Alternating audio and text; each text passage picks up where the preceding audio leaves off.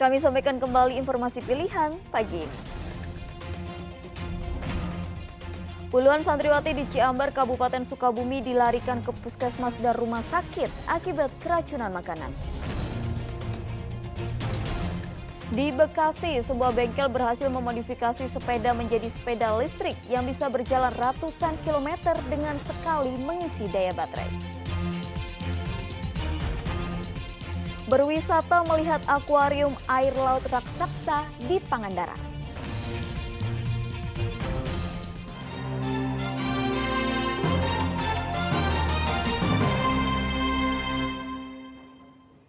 Latihan pasukan intai tempur atau Taipur ke-9 tahun 2022 para prajurit Komando Cadangan Strategis Angkatan Darat Kostrad berlangsung di lokasi latihan daerah latihan Kostrad Danau Jatiluhur, Purwakarta.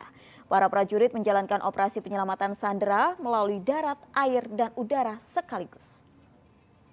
Yang mendapat perintah dan kendali dari samping struktur. Tembakan dan ledakan mewarnai penutupan latihan intai tempur Taipur ke-9 Satuan Komando Cadangan Strategis Angkatan Darat di Danau Jatiluhur, Kabupaten Purwakarta. Sejumlah pasukan menunjukkan kemampuan bertempur baik dari darat, air maupun udara dalam simulasi pembebasan sandera. Aksi penyelamatan sandera yang disekap separatis diawali dengan penerjunan pasukan dengan helikopter di atas Danau Jatiluhur. Penerjunan dilakukan dengan perorangan maupun tandem. Dukungan juga dilakukan dengan mengirim pasukan melalui helikopter lain yang langsung terjun ke air. Setelah pasukan yang melalui air menguasai darat, kemudian pasukan pendukung dikerahkan hingga sandera bisa dibebaskan. Dibutuhkan kesiapan fisik prima dari setiap prajurit untuk bisa menyelesaikan latihan ini. Latihan intai tempur dilaksanakan untuk meningkatkan kemampuan para prajurit Kostrad dalam melakukan tugasnya mempertahankan negara. Ada beberapa yang tidak bisa selesaikan latihannya, ya itu sudah kita rawat, kita kembalikan dalam keadaan baik. Ya, jadi itulah latihan kami, harus memang siap secara fisik, mental untuk bisa menyelesaikan latihan ini. Tadi skenario latihannya, bagaimana base tempat musuh berada dengan penjagaan yang super ketat. Kita punya infiltrasi bisa dari air, bisa terjun, bisa rafting, bisa segala macam lah. Ya, belum yang melalui daratnya kita bisa. Jadi kita bisa mempunyai daya infiltrasinya bisa darat, laut, udara bisa kita kerjakan untuk mendekati musuh. Tinggal bagaimana mereka mendapatkan tugas dari satuan, tugas dari negara, makanya mereka akan lakukan dengan sebaik-baiknya. Dalam penutupan latihan Taipur ke-9 di Jatiluhur, Pangkostrad juga menyematkan brevet Taipur kepada 5 orang jenderal atau perwira tinggi Kostrad sebagai warga kehormatan Taipur. Zainal Arifin melaporkan dari Kabupaten Purwakarta. Berdasarkan data Otoritas Jasa Keuangan OJK, ibu rumah tangga rawan menjadi korban pinjaman online pinjol ilegal. Untuk itu OJK bersama perbankan mulai gencar melakukan edukasi literasi keuangan kepada perempuan termasuk di Kota Bandung. Pakai kerudung. Sejumlah ibu dari komunitas perempuan pekerja kepala keluarga di Jawa Barat Jumat lalu mengikuti program edukasi literasi keuangan di kantor Otoritas Jasa Keuangan Regional Jawa Barat yang berada di Kota Bandung.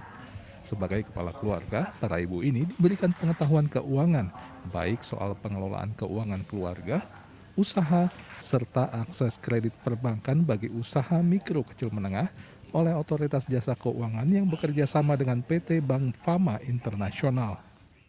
Bank Fama itu sedang bertransformasi untuk masuk ke layanan yang lebih ke digital, dan layanan yang lebih digital itu lebih berkonsentrasi di retail dan mikro SME, mikro UMKM, perempuan sebagai kepala keluarga yang ingin mendapatkan lebih banyak ilmu untuk bagaimana sih untuk pengelolaan keuangan, bagaimana sih pengembangan usaha, bagaimana sih penambahan modal, bagaimana sih mengembangkan usahanya sehingga lebih besar melalui digital dan sebagainya. Jadi pada pagi ini kita menyampaikan pemahaman kira-kira pengelolaan keuangan yang baik itu seperti apa, perencanaan itu seperti apa, pengembangan usaha itu seperti apa.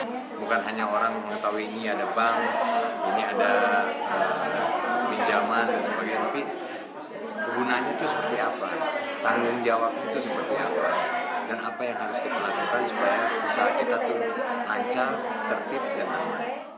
Edukasi literasi keuangan bagi perempuan, apalagi ibu-ibu yang menjadi kepala keluarga, dipandang sangat penting. Sebab data otoritas jasa keuangan menunjukkan 18% dari masyarakat yang terjerat pinjaman online alias pinjol ilegal adalah ibu rumah tangga. OJK memandang peran penting perbankan apalagi yang telah menyediakan layanan digital untuk memfasilitasi kebutuhan keuangan masyarakat melalui kredit perbankan sehingga masyarakat tidak terjerat pinjaman online berbunga tinggi yang ditawarkan lembaga yang ilegal. Ibu-ibu lebih merasa bahwa ini loh, kita hadir OJK, kita hadir di jasa keuangan, apalagi Sinta di Bank Fama Internasional hadir secara langsung di para UMKM ibu-ibu. Mudah-mudahan ini lebih cepat karena ibu-ibu kan tulang bisa sekarang itu menjadi ibu di sini, ibu yang tulang punggung keluarga. Sebenarnya kita tahu bahwa kalau masalah pinjol ilegal 18% itu di wilayah itu kena di ibu-ibu. Makanya ini mudah-mudahan dengan kita secara periodik melakukan kegiatan ini, harapan tidak akan ada lagi ibu-ibu, khusus ibu-ibu ya yang terkena pinjol ilegal lagi, terjerat. Tidak hanya nanti literasi, tadi kita harapkan juga kepada Bank Fama Internasional untuk bisa menindaklanjuti pertemuan ini dengan memberikan tadi apabila dimungkinkan memberikan kredit. Pihak perbankan juga diharapkan turun ke masyarakat, terutama usaha mikro kecil menengah, untuk memberikan bantuan, terutama mengenai pencatatan laporan keuangan, sehingga UMKM bisa layak diberikan kredit perbankan pengembangan usaha, sehingga mereka tidak beralih ke pinjaman online dengan bunga mencekik. Muhammad Rizal melaporkan dari Kota Bandung.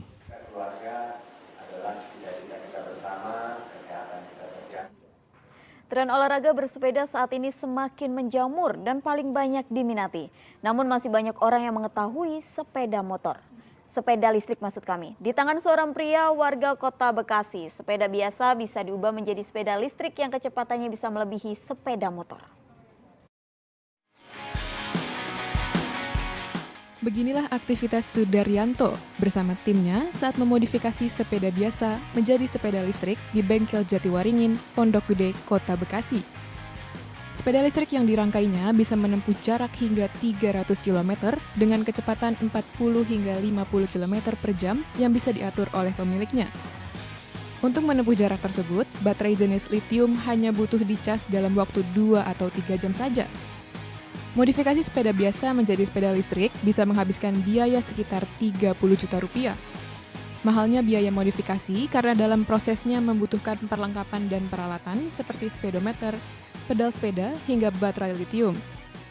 Nah, ada permintaan dari beberapa sahabat saya untuk memodifikasi seperti pabrikan elektrik, tapi seperti pabrikan di mana baterai itu tersimpan di dalam frame-nya.